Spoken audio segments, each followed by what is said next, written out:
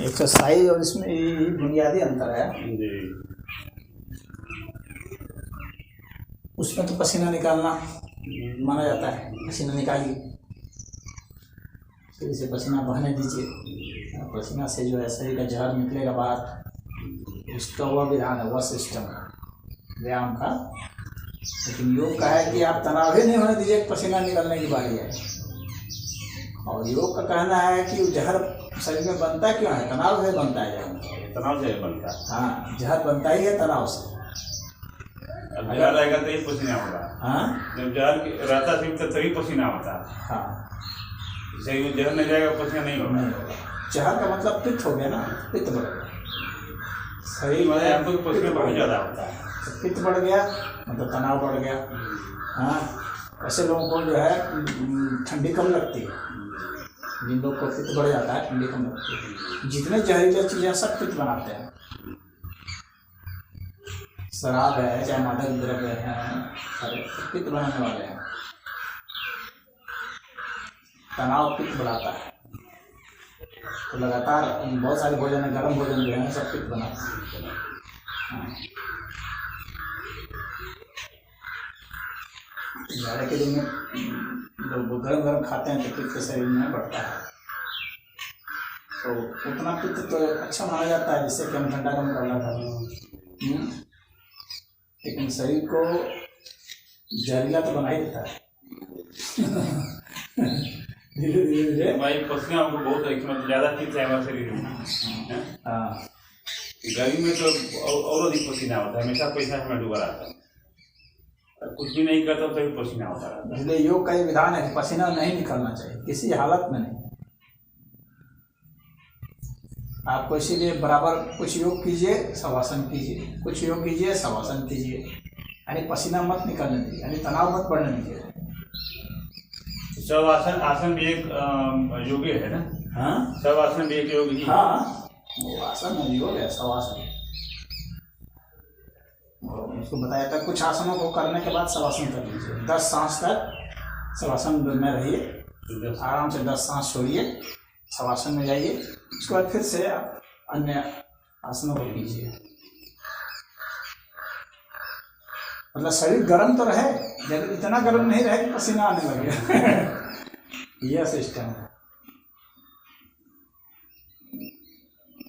जो इसी को नहीं जानता है, ऐसे बेसिक चीजें हैं, वो अपना एक्सरसाइज जैसा सो करते रहता है। फिर योग और एक्सरसाइज में अंतर क्या रह जाएगा?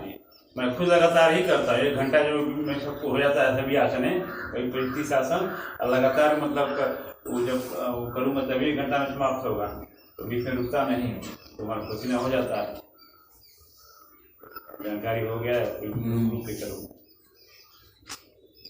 पसीना नहीं होना चाहिए, तनाव नहीं होना चाहिए, सांस पर नियंत्रण होना चाहिए। व्यायाम में सांस पर नियंत्रण नहीं होता है। इसमें सांस पर नियंत्रण सब प्रमुख माना गया है। सांस आपके काबू के बाहर नहीं होना चाहिए। शारीरिक श्रम कभी सांस ऐसा नहीं छोड़ सकते जो आपके नियंत्रण में नहीं है। अगर आपने ऐसा छोड़ दिया तो फिर वो योग नहीं रहा, वो व्यायाम हो गया।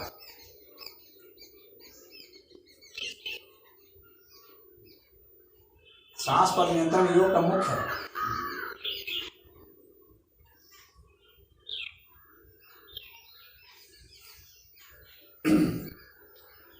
शारीरिक श्रम करते समय हमारा सांस नियंत्रण नहीं हो पाता है ना। शारीरिक श्रम करते समय सांस नियंत्रण नहीं हो पाता है। नहीं, इसीलिए वो परिश्रम में आएगा, वो एक्सरसाइज में आएगा, व्यायाम में वो आएगा। वो योग में नहीं आएगा। कोई कितना हो, मतलब साधक हो, अगर ऐसा मतलब अभ्यास किया हो लेकिन नहीं हो पाता है ना। मिट्टी कोड़ना है जी, हाँ, तो फिर तो कैसे होगा? मिट्टी आपको खोदनी है, मुझे मिट्टी खोदनी है, तो इसका मतलब है कि सांस पर नियंत्रण नहीं रहेगा। या अच्छा योगी है तो वो कर लेगा, लेकिन तब उसका एक्शन धीरे हो जाएगा, एक्शन धीमा हो जाएगा। कर तो लेगा लेकिन बहुत धीमा धीमा काम करेगा। मजदूरों को जल्दी जल्दी काम करना होता है।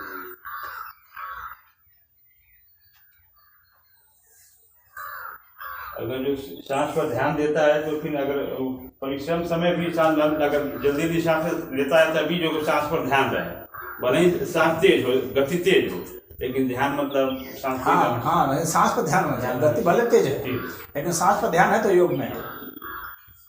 सांस पर आपका ध्यान है, गति भले तेज है तो अच्छा कुछ अभ्यास करके फिर कर लेगा वो। मजदूर भी कर सकता है, बात नहीं है, लेकिन उसका दिमाग तो बटा रहेगा ना दो भाग में। एक भाग जो काम कर रहा है, एक भाग जो सांस में है, तो उसका अभ्यास उसको करना पड़ेगा बहुत। बैठ करके सांस पर ध्यान लगाना आसान है, काम करते हुए ध्यान लगाना बहुत कठिन है। उसके लिए बहुत अच्छा अभ्यास चाहिए, लेकिन तब वो अच्छा है, वो वास्तविक कर्म योगी वही है। वो कर्म योगी है, और जो बैठ करके कर रहा है ध्यान। जो भगवान ने कर्म योगी का ज़्यादा महत्व दिया है गीता में। भगवान ने कर्म योगी को ज़्यादा महत्व दिया। कार्य करते हुए भी मतलब स्मरण भगवान का, कर्म करते हुए स्मरण कर रहे हैं, कर्म करते हुए हम सांस पर ध्यान रखे हुए हैं, यानी कर्म करते हुए हमारा दिमाग नियंत्रण में है। कहने का मतलब यही है, सांस पर ध्यान रखने का मतलब हमारा दिमाग नियंत्रण में, हमारा मन नियंत्रण में है, हमारी वाणी नियंत्रण में है, हमारी धड़कन नियंत्रण में, सब चीज़ हमारे नियंत्रण में है, काबू में है, कोई बाहर नहीं है। सांस पर ध्यान रहेगा तो इंद्रियों को उसने थाम रखा है, लगाम थाम रखा है। जब सांस पर ध्यान रहेगा तो हर वाणी जो है, हर चीज नियंत्रण रहता है। बिल्कुल, सांस पर नियंत्रण नहीं रहने से ही वाणी बेकार हो जाती है, चिड़िर बिदिर हो जाएगी। आपको पता ही चलेगा कि आप गाली बक रहे हैं कि क्या बक रहे हैं। झगड़ा कर रहा है, उसको अपने कंट्रोल नहीं कर सकता, इसलिए क्रोध में आदमी क्या क्या कह देता है, मतलब कुछ कुछ भी बोल देता है, अनसन बकते रहता है। उसको लोग पकड़ते भी रहते हैं तब भी वो करते रहता है। हाँ, क्योंकि उसको काबू ही नहीं, मतलब पकड़ने की कौन जरूरत है उसको, वो खुद ही अपने को नियंत्रित कर सकता है। लेकिन लोगों को पकड़ना पड़ता है झगड़े में, क्योंकि लोग जानते हैं नियंत्रण में नहीं आई, इनका दिमाग बाहर हो चुका है। नियंत्रण में होकर के करेगा तो कर्म योगी हो गया। फिर वो झगड़ा भी कर रहा है तो जायज है। हाँ, उचित बात बोलेगा, न्यायपूर्ण बात बोलेगा, न्यायपूर्ण बात बोलेगा। उसमें तो मार भी करता है ना, नियंत्रण में रखते हुए, तो वो सही मतलब सब कर्म योगी माना जाता है। तो युद्ध भी कर रहा है, सांस पर सुनियंत्रण है तो सही माना जाता है। वैसे कि भगवान ने मुक्ति की बात की है, तुम युद्ध में मारे जाओगे तो भी तुम मोक्ष को प्राप्त होगा, क्योंकि वो सम अवस्था में है, युद्ध कर रहा है, वो सम अवस्था में है। सांस पर नियंत्रण है मतलब सम अवस्था में। एक भी सांस उससे ऐसे नहीं होनी चाहिए जो उसके नियंत्रण के बाहर चली जाए, वही करनी। तो खाली महाराज सांस है कि उसका भी मंत्र भी, ओम का भी मतलब जप होना चाहिए हर सांस में ना, हर सांस में जो है ओम का भी मतलब उच्चारण होना चाहिए। वह तो शुरुआत में बताया जाता है ना, वो तो ध्यान योगी के लिए बताया जाता है जप का, लेकिन उसका कोई महत्व नहीं, खाली सांसें पर ध्यान दीजिए, ओम कोई जरूरी नहीं है। ओम तो भीतर ध्वनि गूंज ही रही है, आपको उसका तो पता लगाना। ये तो आप एक आरोपित ध्वनि की है ना, ये ओम की जो ध्वनि जो आप मंत्र जाप कर रहे हैं, यह एक आरोपित ध्वनि है। वास्तविक ध्वनि जो ओम का जाप चल रहा है भीतर, ये ओम की ध्वनि से ही उत्पन्न है। ये अस्तित्व उस ध्वनि तक ही आपको तो पहुंचना होता है। बात समझ में आ रही है? एक तो हम लोग इस ध्वनि को इसलिए लेके चलते हैं क्योंकि एक आधार बनता है। हाँ, क्योंकि हम वो जब करेंगे तो ये आसानी से वहाँ तक पहुँचाती है, इसलिए। लेकिन जब हम सांस के जरिए भी जाएंगे तो हम लोग ओम ध्वनि तक पहुँच जाएंगे, लीन होते जाएंगे ना, क्योंकि सांस की भी अपनी ध्वनि है ना। इतना जान लोग जितनी भी ध्वनियाँ हैं वो सबके पीछे बेस जो है ना वो ओम का है, उसको अच्छा सुनना है। चाहे सांस की ध्वनि हो, चाहे दिल की धड़कन की ध्वनि हो, सबके ओम का ही है। उससे जाएगा तो हम ओम ही अंत में हमको मिलेगा। चाहे कोई भी प्रकाश भी क्यों ना है, इसका अंतिम जो अभिव्यक्ति है ना वो ओम के ही नहीं है। वो तो अपने आप ही है, तो वहां तक ही तो पहुंचना है। ये जो हम उच्चारण कर रहे हैं ये तो शुरुआत के लिए है, आपको उसमें ट्यून करने के लिए आप ट्यून हो गए। जैसे शुरू में सब बजाते हैं तो तबला वबला सब अपना सेट करते हैं ना, उसी तरह से ये सब सेट करने जैसा है। अभी जब संगीत शुरू नहीं हुआ है, अभी तो सेट किया जा रहा है, हारमोनियम से सेट किया जा रहा है, ताल मिला रहा है आपस में, उसके बाद सेट हो जाएगा तब फिर गाना शुरू करेंगे। उस तरह से ओम ध्वनि तो वास्तव में आपको उच्चारित नहीं करनी होती, वास्तव में तो आपको सुननी होती है, जो कि चल ही रहा है पूरे अस्तित्व में। हर ध्वनि के पीछे ध्वनि है, हर विद्युत के पीछे ओम ध्वनि है, हर प्रकाश के पीछे ओम ध्वनि है, हर चुंबकीय तरंगों के पीछे ओम ध्वनि है, हर गुरुत्वाकर्षण की जो शक्ति है उसके पीछे ओम ध्वनि, यानी जितनी भी शक्तियाँ चाहे किसी भी रूप में है उनके पीछे ओम ध्वनि है। और वो ध्वनि इस तरह से नहीं है, ये जो ध्वनि है ना इस तरह से, इस तरह की नहीं है। सामान्य जो ध्वनियाँ हैं इस तरह से नहीं है, क्योंकि वो मूल ध्वनि है ना, तो वो इस तरह से व्यक्त स्थिति में, ये सब व्यक्त ध्वनियाँ हैं, वो अव्यक्त ध्वनि है। अव्यक्त ध्वनि उसको कान की तरंग में, कान के पर्दे उसको नहीं महसूस कर सकते ना, हम लोग का ये माइंड मस्तिष्क महसूस कर सकता है, हम लोग का ये दिमाग भी महसूस नहीं कर सकता उस ध्वनि को। ये नहीं कि हम इस दिमाग से सुन लेंगे, नहीं। ये दिमाग जिससे बना हुआ है ना, वो सब ओम से ही बना हुआ है, क्योंकि दिमाग क्या है, ये पदार्थ है, और वो पदार्थ भी जो है शक्ति से बना है, तरंगों से बना है, फिर वो जो अंततः ओम से बना है, तो उसको हम सिर्फ उसी से सुन सकते हैं, उसी महसूस करेंगे, यानी उसको हम किसी अन्य माध्यम से नहीं सुनेंगे। ऐसा नहीं कि वो ध्वनि है और उसको हम किसी माध्यम से सुन रहे, नहीं, हम स्वयं ही वह ध्वनि रूप हो जाएंगे, हम स्वयं ही वह ओम रूप हो जाएंगे। तो हम ओम, उसी को कहा जाता है कि हम ओम सुन दिए का मतलब हम ओम रूप खुद हो गए। बात समझ में आ रही है? हाँ, यह नहीं कि हम ओम को कान से सुनेंगे, दिमाग से सुनेंगे, पर्दा से सुनेंगे, ऐसा नहीं है इसका। कुछ लोग इसको ऐसा भी समझ लेते हैं, और ना ही हम उसको मुंह से उच्चारित करेंगे, ना हमको उच्चारण करना है, ना हमको सुनना है, हमको वही हो जाना है। हाँ, वही हम हैं ही, बस हमको वो फील कर लेना कि हम वही हैं, बस इसका रहस्य यही है उनका। अब बहुत लोग हैं खाली ऐसे उच्चारण कर रहे हैं बैठ, तो उच्चारण कर रहे हैं मतलब कि अभी वो सेटिंग ही कर रहे हैं, करने का मतलब ये है। हाँ, इसका मूल रहस्य यही है, तभी तो वो ऑर्केस्ट्रा की सेटिंग कर रहे हैं। हमारा जब कोई भयंकर दर्द कष्ट में है, मृत्यु के समय कष्ट होता है, दर्द होता है, उस समय भी वो ध्यान सांस पर मतलब टिका सकता है। कष्ट में ही तो आपको करना है, वहीं तो असली शुरुआत है। जब तक दर्द नहीं है शरीर में तब तक तो शुरुआत ही नहीं है साधना की, तो खाली भूमिका है। तो दर्द में चला जाएगा ध्यान, फिर सांस फिर छूट जाएगा उस समय। वो दर्द की तरंगें और सांस की तरंगें सब मिलती चली जाती हैं, एक सब एक हो जाएंगे। आपको पता चलेगा कि सब ये एक हो गई, ये भिन्न भिन्न जो स्वरूप दिख रहा है ना अलग अलग, ये अलग अलग है नहीं मूलतः, ये सब मिल जाएंगे और इनको दर्द की तरंगें ही मिलाती हैं।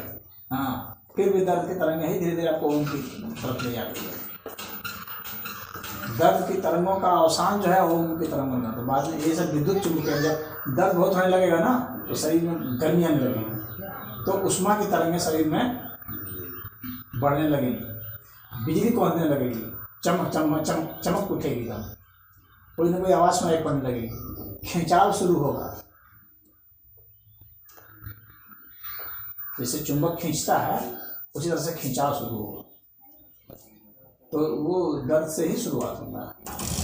जैसे मैं अभ्यास करता हूँ लंबी सांस का, जब ध्यान करते समय तो लंबी सांस का अभ्यास करता हूँ, मतलब बैठ करके, फिर एक आध घंटे के बाद फिर वो अपने आप लंबा छूट जाता है, फिर जो है ओरिजिनल जो है वही फिर हो जाता है, जो मतलब सांस ओरिजिनल सांस जो छोटी धीरे धीरे हो जाता है, लेकिन एक घंटा के बाद सांस जो लंबी सांस, शरीर को जितनी ज़रूरत होती है शरीर उतने सांस को लेता है। आपको शरीर की ज़रूरत से मतलब होता है, सांस आती जाती है ना, कितने सांस आएगी कितने सांस नहीं आएगी ये शरीर तय कर लेता है। शरीर को जितनी आवश्यकता होती है सांस की, अगर आपको ज़्यादा गतिविधि की आवश्यकता है तो सांस को तेज करना पड़ेगा ना, अगर आपको आवश्यकता ही कम है हाँ तो सांस अपने आप जो है लंबी होने लगेगी, धीमी होने लगेगी, आपकी आवश्यकता के अनुसार है। तो अगर आप स्थिर चित्त होकर के बैठे हुए हैं तो सांस अपनी एक लाइन पर चलती रहेगी, इतनी उसकी आवश्यकता है, उसमें बहुत जिद करने की जरूरत नहीं। लंबी बढ़ाएंगे इसकी कोई आवश्यकता नहीं है, इसका नहीं बढ़ाने का है, जबकि हमको कुछ साधना है तब बढ़ाने की जरूरत पड़ती है। बढ़ा सकते हैं, उसके लिए काफ़ी लंबे समय तक उसको बैठना पड़ता है, करना पड़ता है। तो अगर बढ़ाने वाला करेंगे तो वह एक दूसरी विधि है कि हम उसको लंबी सांस करेंगे। जितनी लंबी सांस करेंगे इसका मतलब है उतना अपने भावों पर नियंत्रण होगा। और समाधि में उतरने के लिए कोई आवश्यक जरूरत नहीं है लंबी करना, ये सामान्य खाली में ध्यान में रहेगा सांस। हाँ, लंबी से भी आप समाधि में उतर सकते हैं, ये नहीं है कि नहीं उतरेंगे, लेकिन वो अनिवार्य नहीं है। वो आप इससे भी हो जाएंगे, या शरीर को अपनी आवश्यकता के अनुसार सांस लेने दें, उसमें आपको कोई जोर नहीं लगाना पड़ेगा। और उसमें जोर लगाना पड़ता है। हाँ, तो उसमें जोर लगाना पड़ता है तो उसमें क्या है कि आपको अपनी गतिविधि घटानी पड़ेगी। फिर जो है आप भारी खाना नहीं खा सकते, भारी खाना खाएंगे तो सांस आपकी छोटी हो जाएगी। समझ रहे हैं बात को? क्योंकि खाना को पचाने के लिए ना तेज तेज से सांस लेना शुरू होगा भोजन को पचाना।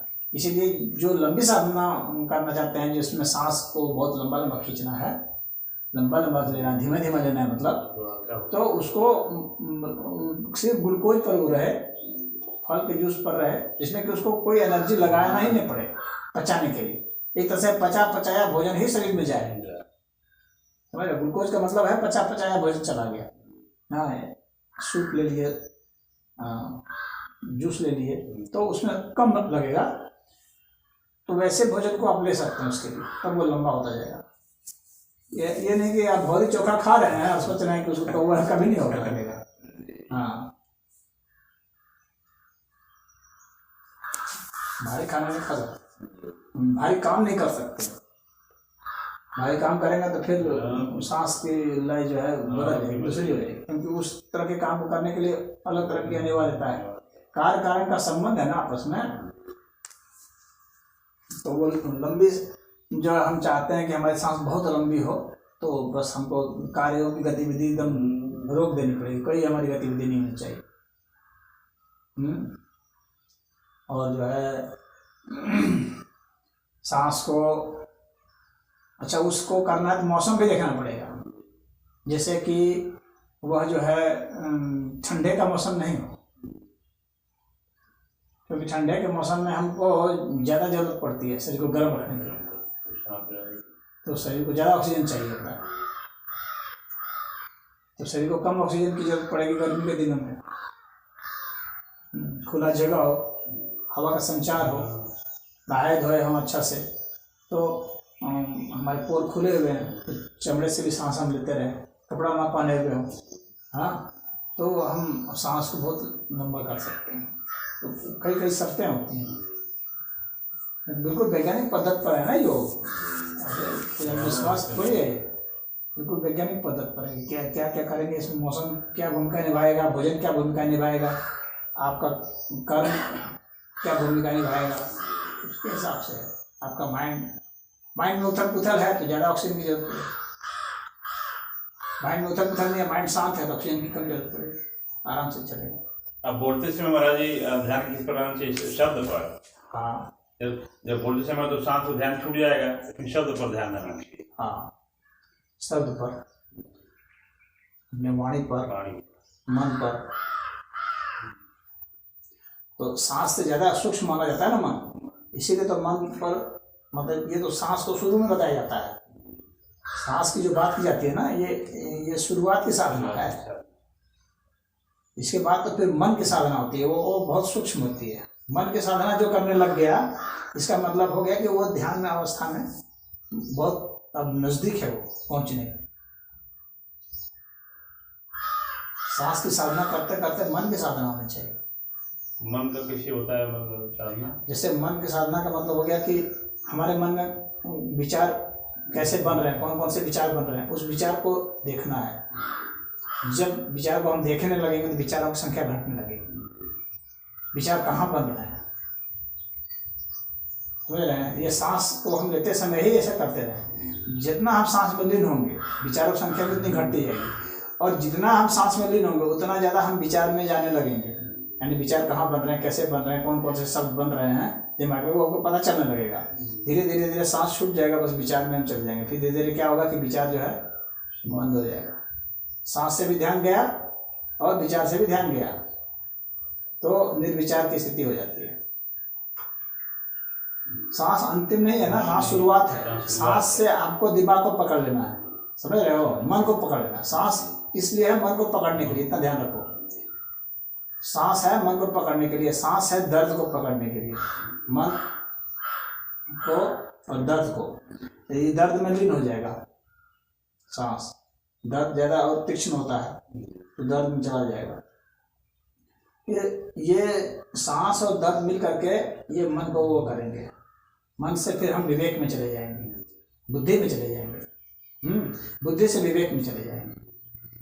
बुद्धि का मतलब, बुद्धि और विवेक में अंतर ये होगा ना, जैसे मन में तो हर बातें चली जाती हैं, हर तरह की सूचनाएं चली जाती हैं, चाहे आँख से देखी हुई, चाहे कान से सुनी हुई, नाक से सुनी हुई, हर तरह की जो सूचनाएं हैं स्पर्श की हुई सभी जो है मन में चले जाते हैं। उसका जो विश्लेषण किया जाता है वो बुद्धि करती है। बुद्धि उसका विश्लेषण, यानी मन का वह हिस्सा जो विश्लेषण करती है उसको बुद्धि कहते हैं। वह उससे सूक्ष्म होती है मन से, और उन सब चीज़ों को जब विश्लेषण हम करने लगे अच्छा से, तो इसका मतलब हमारे पास बुद्धि पर नियंत्रण हो गया। इसका मतलब हम सूक्ष्मता में उतर गए। वह इंद्रियों का भी वह देख रेख करता है, कौन सी इंद्रियां क्या आ रही हैं, कौन से शब्द बोले जा रहे हैं, कितना बोलना चाहिए नहीं बोलना चाहिए, इस टाइप की बातें वह है। और विवेक, उस विवेक जो है उससे भी सूक्ष्म होता है, बुद्धि से भी। वह क्या करता है कि क्या उचित है क्या अनुचित है, यह वह तय करता है। और किस आधार पर तय करता है? प्राकृतिक न्याय, प्राकृतिक विज्ञान के आधार पर, यानी कि शास्त्र के आधार पर। कुछ लोग कहते हैं शास्त्र के आधार पर, शास्त्र का आधार सही नहीं है। हाँ, शास्त्र का आधार इसी अर्थ में सही माना जाता है कि उसमें भी मतलब अच्छे साधु संत लोग बताए हैं, इसलिए वो माना जाता है।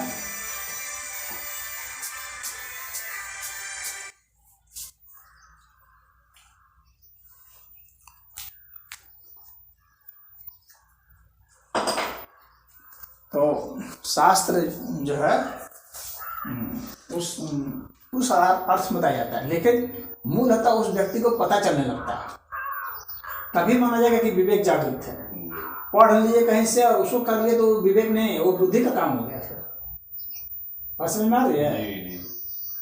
अगर कहीं से पढ़ लिए या किसी का उपदेश सुन लिए और उसके बाद उसके हिसाब से व्यवहार कर रहे हैं, तो आपका विवेक नहीं जागृत हुआ है, आपकी बुद्धि जागृत हुई है। सूचना है आपको बाहर से मिली है। विवेक जागृत हुआ तब माना जाएगा जब आपको स्वतः ही पता चल रहा है, स्वतः ही पता चल रहा है। यानी आपने नहीं कोई शास्त्र पढ़ा है, नहीं भी सत्संग किया है, नहीं किसी का सुना है, तो आपको पता चल रहा है कि नहीं ये चीज़ सही है, ये चीज़ गलत है। हाँ, इसको मारना चाहिए या नहीं मारना चाहिए, हाँ प्राकृतिक नियम क्या है, किसके साथ हम न्याय करें।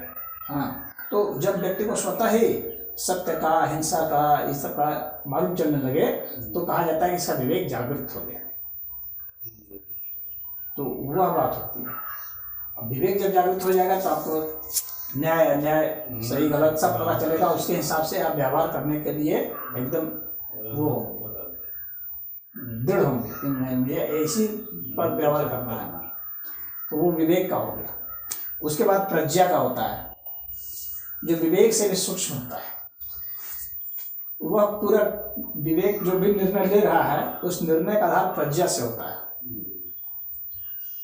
प्रज्ञा जो है वो उसको सब चीज अनुभूत होता है। विवेक को तो अपने से भीतर से जागृति हो रही थी, लेकिन पता नहीं चल रहा था कि क्या जागृत हो रही है, कहाँ से जागृत हो रही है। बात समझ में आ रही है? क्या सही है क्या गलत है इसको पता चल रहा था, लेकिन ये सही है गलत है ये हमको पता कैसे चल रहा है। इस चीज का उसको पता नहीं होता है, जिसका विवेक जागृत होता है कि ये कहाँ से आ रहा है, उसको पता नहीं होता है। वो ये जानता है कि ये सही है ये गलत है, ये सब जानता रहता है, तो इसका मतलब विवेक जागृत हो गया। लेकिन वो आ कहाँ से रही है, ये बातें इधर से आ रही हैं, ये हमको संदेश, ये स्फुरण कहाँ से आ रहा है, तो वह उसको पता नहीं होता। वह प्रज्ञा जिसकी जागृत है उसको पता होता है। प्रज्ञा के स्तर पर उतरने पर व्यक्ति की समाधि हो जाती है।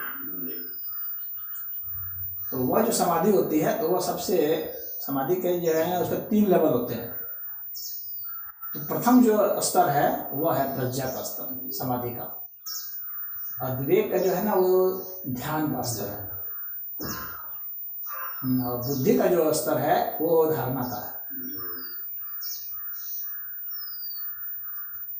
तो प्रज्ञा जागृत हो जाएगी तो उसको मालूम पड़ जाएगा कहाँ कहाँ से ये सब बातें हैं, ये सब न्याय की बात, सत्य की बात, ये सब बातें कहाँ से उत्पन्न हो रही है, कैसे उत्पन्न हो रही है, ये सब कहाँ पर बन रही है, ये सब उसको पता चलता है। और फिर उसके बाद का जो स्टेज है ना, वो आत्मा का स्टेज है। आत्मिक स्तर पर उतर जाता है, निराकार तत्व चला जाता है। हालांकि ये सब भी आत्मा ही कहे जाते हैं अलग अलग स्तर पर। प्रज्ञात्मा, हाँ, इसको कहा जाता है।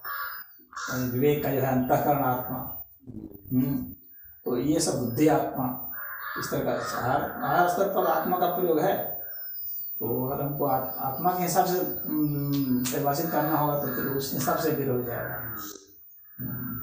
मन आत्मा, देह आत्मा, प्राणी के स्तर पर भूतात्मा, पदार्थ के स्तर पर, तो ये कह जाएंगे। लेकिन वहाँ जिस आत्मा की बात में, ये वह दिव्य आत्मा है जो निराकार तत्व की बात है। वहाँ पर आकार लुप्त हो जाता है, आकार में रह जाता है, और शाश्वत से स्थिति होती है, उसको कोई परिवर्तन नहीं होता। तो वहाँ तक पहुँचने हमारा ये सब छूट जाता है, सांस वास पर ध्यान होने सब। ये सब बहुत स्थूल चीज है ना। सांस वास तो ये तो सांस क्या है, ये तो फेफड़े का काम है, डायफ्राम का काम है, नाक का काम है। सांस तो बहुत तो भौतिक है। सांस तो भौतिक है, तो शुरुआत में बताया जाता है पकड़ने के लिए। हाँ,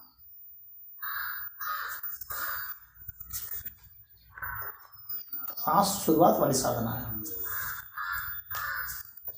हाँ, लेकिन इसी को जब सिद्ध कर लेता है ना, तो ये भाव स्तर पर उतर जाता है, विचार स्तर पर ये ले जाता है, वहाँ तक